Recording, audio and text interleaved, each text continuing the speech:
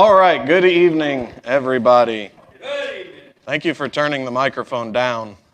It's so this past Sunday evening, it was me filling in for Pastor Matt. He is on his way back home. I don't think he's home yet from Nashville, and I gave you guys the youth lesson from the week before, from Wednesday that we missed, and tonight you guys get the next lesson in the youth lesson. So today.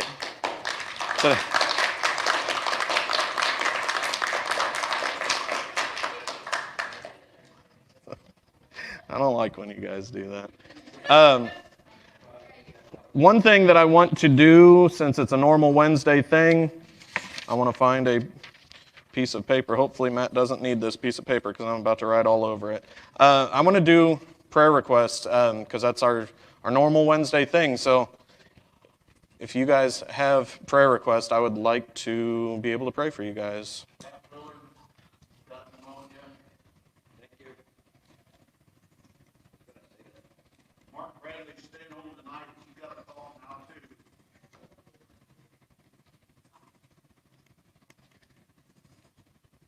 Who was the second one? Mark. I was trying to figure out how to spell pneumonia, and I didn't hear what you said.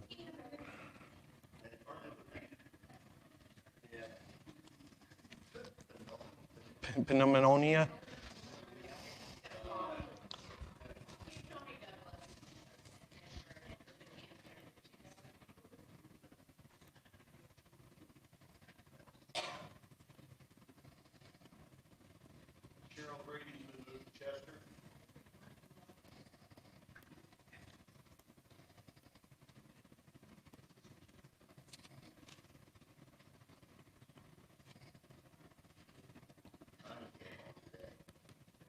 Okay.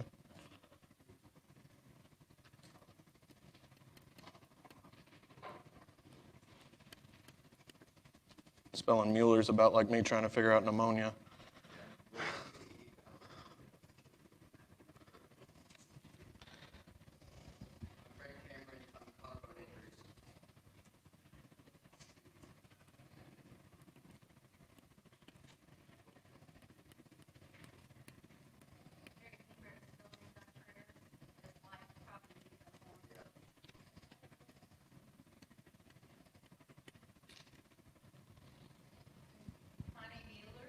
Got her.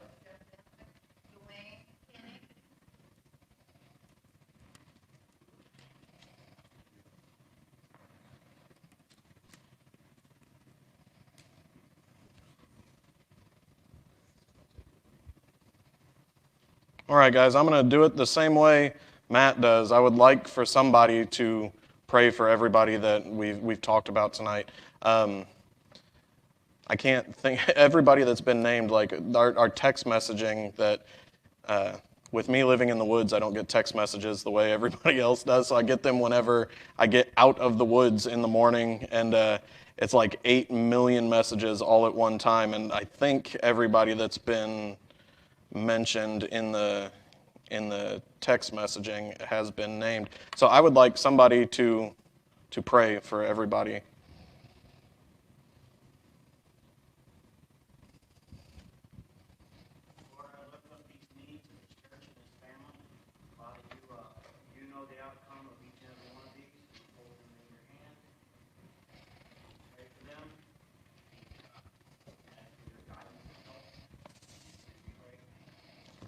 Amen.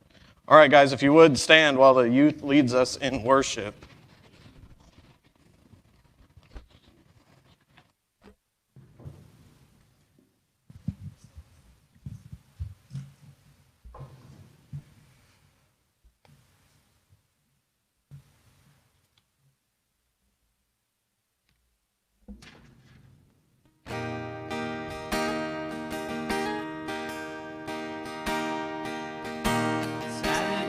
Silent, surely it was through.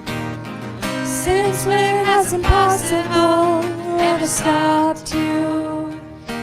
Friday's disappointment is Sunday's empty tomb. Since when has impossible never stopped you. This is the sound of the dry bones rattling. This is the sound that makes a dead man walk again. Open the grave, I'm coming out. I'm gonna live again. This is the sound of the dry bones rattling.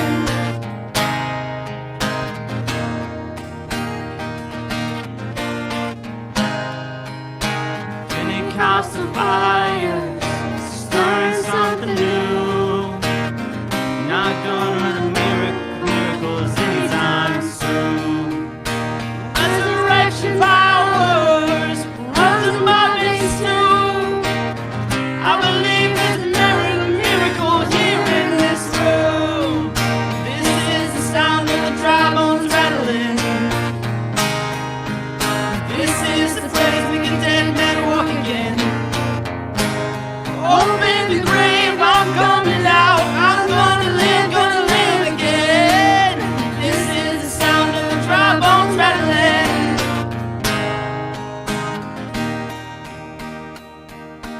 My God is able to save and deliver and heal and restore anything that He wants to.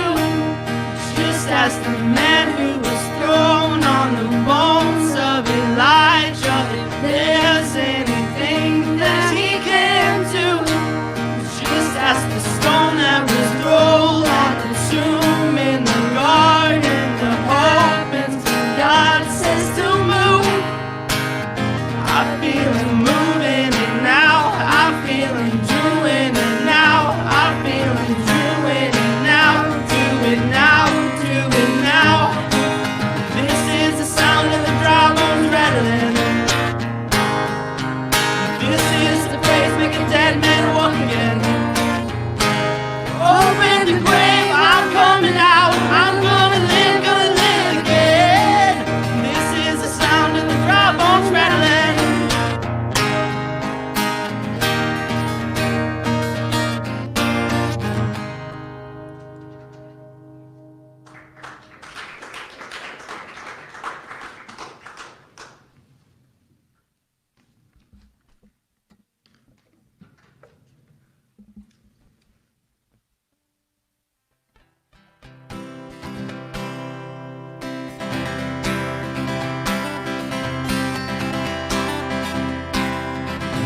I'm wrestling and in my doubts, in my failures, You won't walk out. Your great love will lead me through. You are the peace in my troubles. You are the peace in my troubles. In the silence, You won't let go. In my questions, the truth will know. Your great love will lead me through. You are the peace in my troubles. You are the peace in my troubles.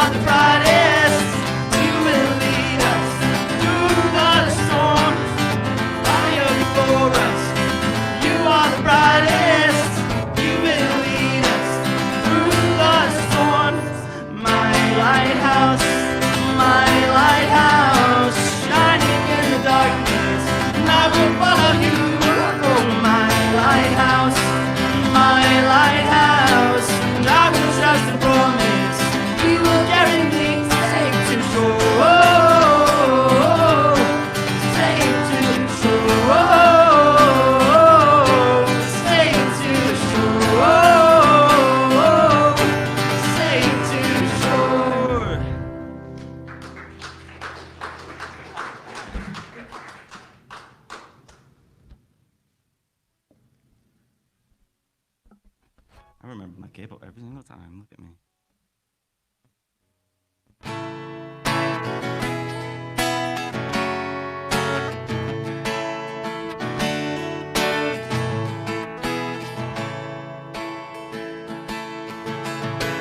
You're my strength when I'm weak.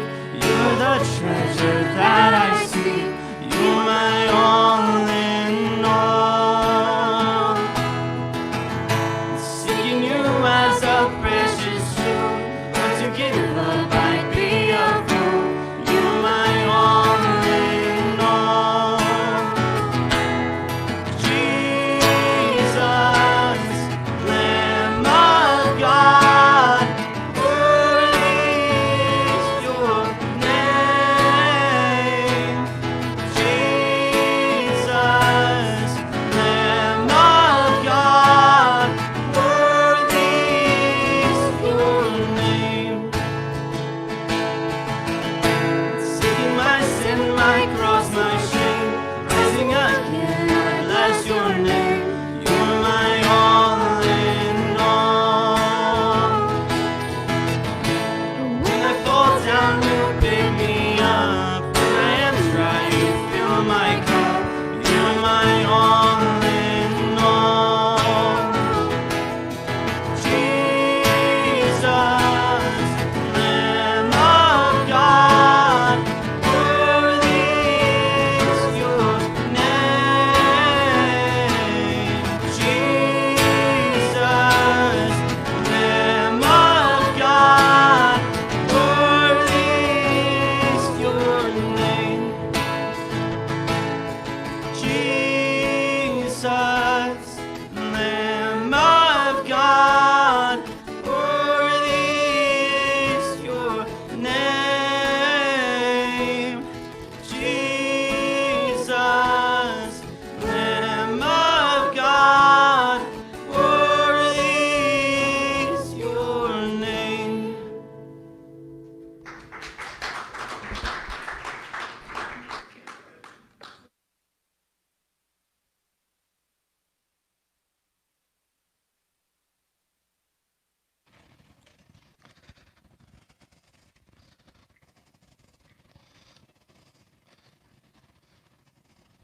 Where are they going? Are they going downstairs without me? What's going on here? All right, so like I said, we are continuing on. They're going way up there, so if I don't look at you guys, if I'm looking up there, that's why. Making sure they're not doing anything wrong. Jeff, you can throw stuff at them if they start making too much noise. Especially one of them, but I'm not going to point her out. She'll get mad at me. She'll throw stuff at me. Like I said, we are going to continue on with the youth lesson because it's Wednesday and I'm just filling in for Matt. This lesson is called Back to the Future, and we're going to be talking about traveling to the past and how the past can help us with our present situations and how it can help us change our future. Humanity hasn't figured out how to build a time machine yet, even though there have been tons of movies. And like I said this past Sunday and the week before that, one of my favorite movies about time travel is Back to the Future. And Marty McFly in that movie, he's the kid in the movie, his mind is blown whenever he finds out that his friend, Doc Brown, turned something pretty unlikely into a time machine. Doc Brown turns a car into a time machine. And if I told you to imagine a time-traveling car now, like a car that we have now, some of you guys might think of a Tesla because that's the closest thing that we have right now to a futuristic car. But Doc Brown used a DeLorean.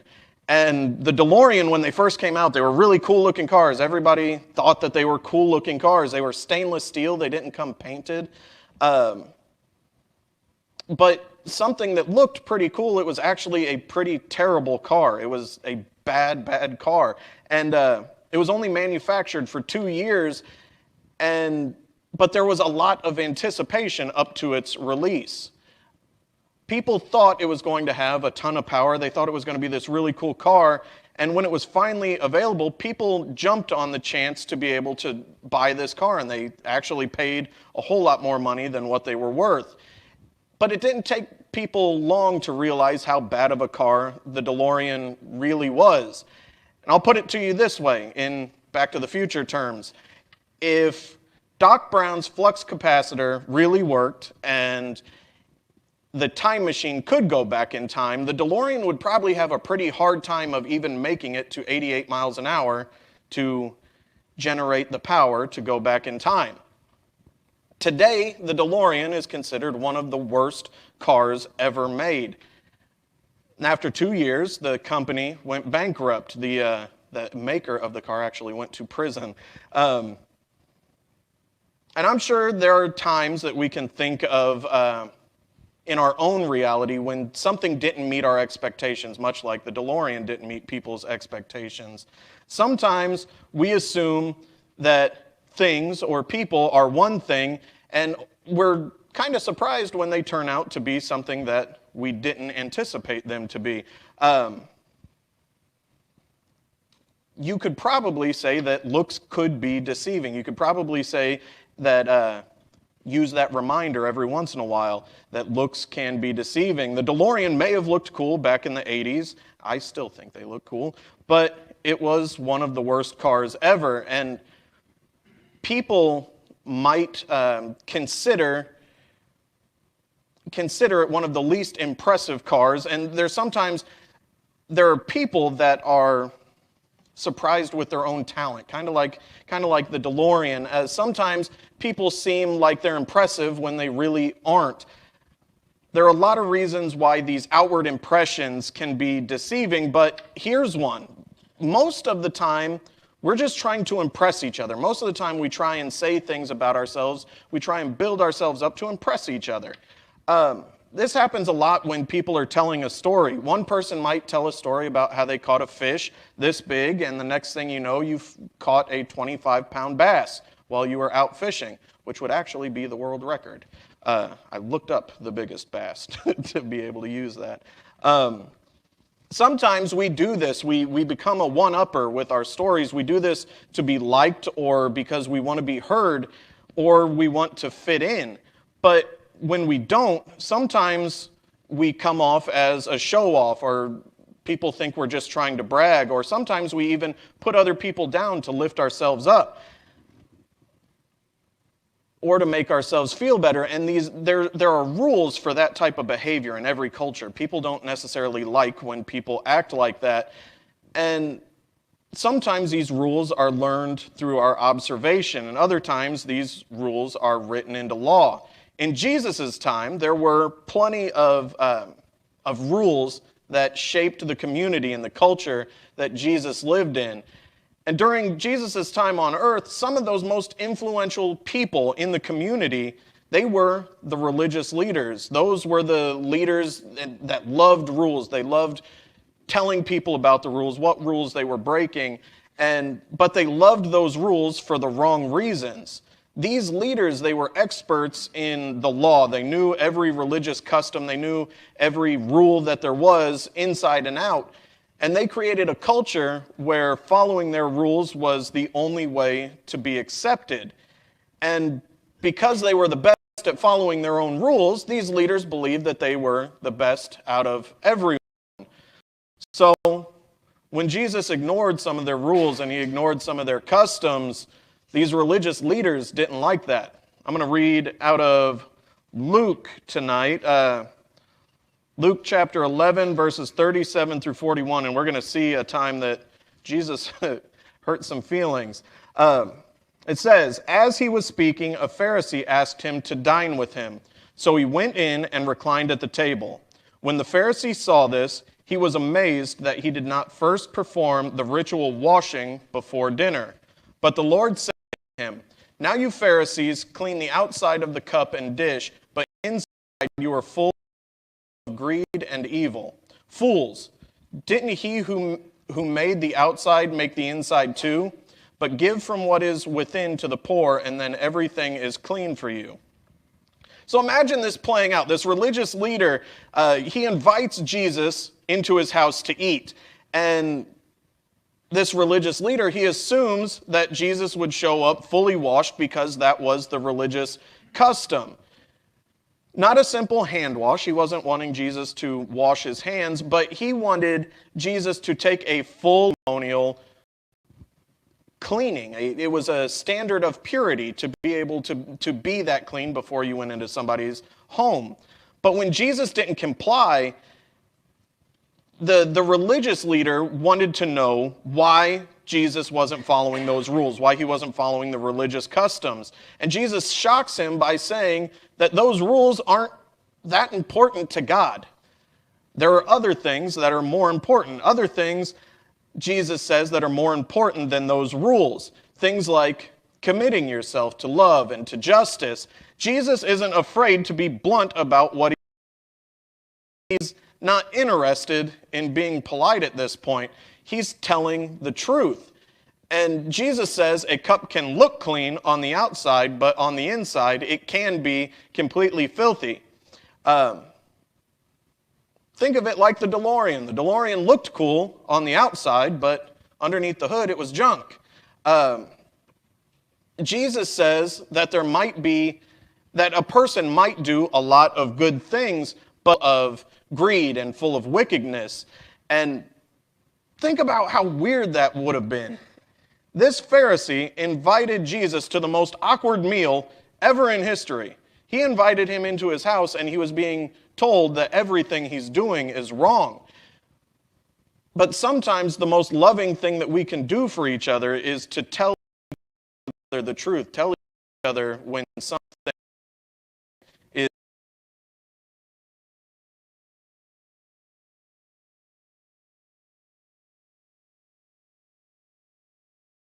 chapter 11, verses 42 through 46. It says, "But woe to you, Pharisees! You give a tenth of mint, rue, and every kind of herb, and you bypass justice and love for God. These things you should have done without neglecting the others. Woe to you, Pharisees! You love the front seat in the synagogues and greetings in the marketplaces. Woe to you! You are like unmarked graves. The people who walk over them don't know. Teacher, when you say these things, you insult us too." Then he said, "Woe also to the experts in the law. You load people with burdens that are hard to carry, and yet you yourselves don't touch these burdens with one of your fingers."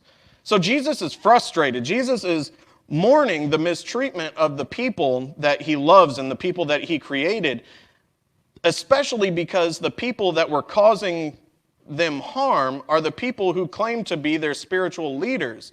Jesus warned these leaders that following their rules isn't going to help them. It's not going to win them God's approval. Instead, they needed to be sharing God's heart and God's love and his justice for other people.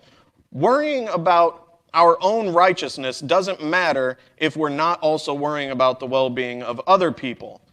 Jesus wasn't just ranting about the Pharisees in this passage. Jesus' words are carefully crafted to make a point from the past. Centuries before Jesus ever walked on the earth, God sent prophets like Isaiah and Jeremiah and Amos and many more to deliver messages from God to God's people. And these prophets, they were sent in order to tell God's people how they had strayed from God's righteousness and his justice and how they could make wrong things right again.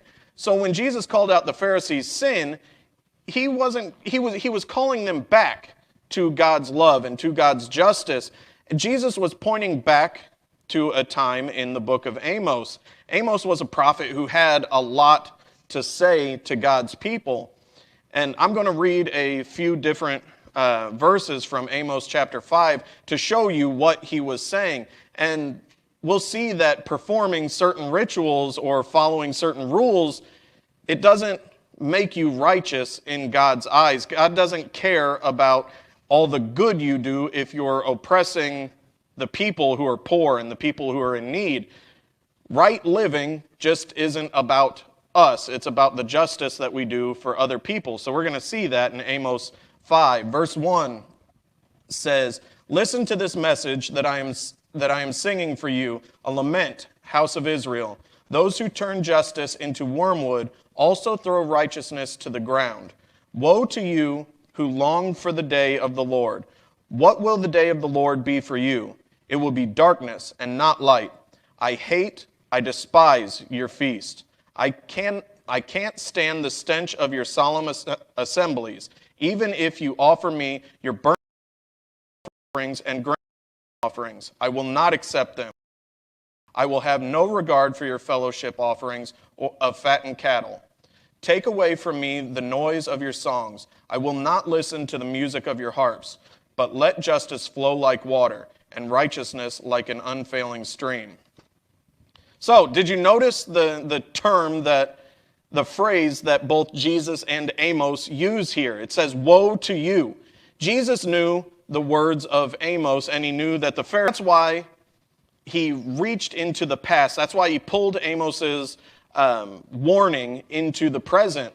Jesus and Amos both cared enough for the leaders that they were speaking to them the truth that God had shared with them. They told them that they were doing a lot right, but they missed the mark on a lot of matters, and that's what they were talking about.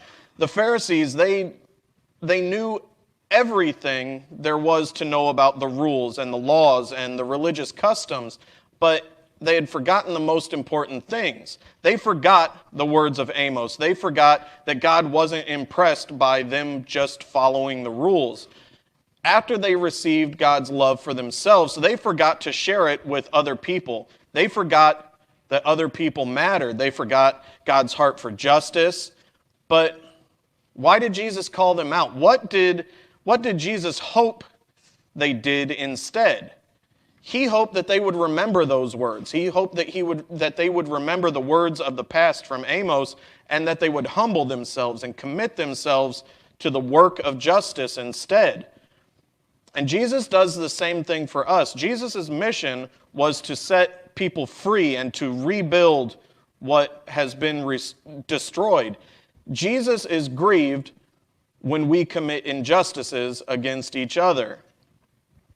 That's not how Jesus calls us to follow him. Instead, Jesus calls us to do justice. But how do we do that? How do we do justice? To help answer that, I'd like to ask some challenging questions that I don't want you guys to say answers to, because they don't ever say answers to my questions either. I want you to answer the questions in your head. I want you to really think about these questions and think about the answers to them. Have you ever taken something that isn't yours? A lot of people have. Have you ever taken advantage of someone else? Have you ever participated in something that would hurt somebody else, either physically or mentally? Have you ever missed a chance to share empathy with someone who's hurting? Have you ever tried to flee from sharing empathy with someone who's hurting? Have you allowed cruel words of discrimination to live in your mind or to be a place in a conversation that you're in? Or have you ever fought for someone whose voice has been silenced? Or are you willing to advocate for the needs of another person? These are questions that, if you answer them in your head, you can see which way you lean, whether you're just following the rules or if you're actually fighting for somebody, if you're fighting for somebody's justice, for somebody's love, if you're fighting for those people who need loved. In answering these questions, I hope that you have noticed a place in your life where you can fight for other people. If you ask those questions in your head, you can see where you can fight for other people. And sometimes it's difficult to know where to begin on that journey. Sometimes you don't see the problems right off the bat, but there are a lot of problems out there. There are a lot of people that are having problems out there. And most of those problems that people have, they can feel bigger than us at times.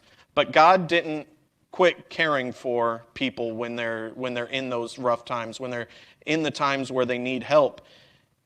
Jesus and the prophets speak of things from the past. They give us a way to bring that past into our future and apply it to our lives. So today, what I'm asking is for you to decide to do justice. That's what Jesus asked us to do, is to live a life where we fight for other people, where we show God's love for other people. That's it. I would like to... No!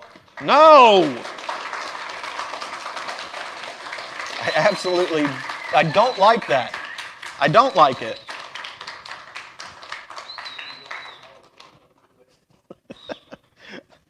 All right, guys.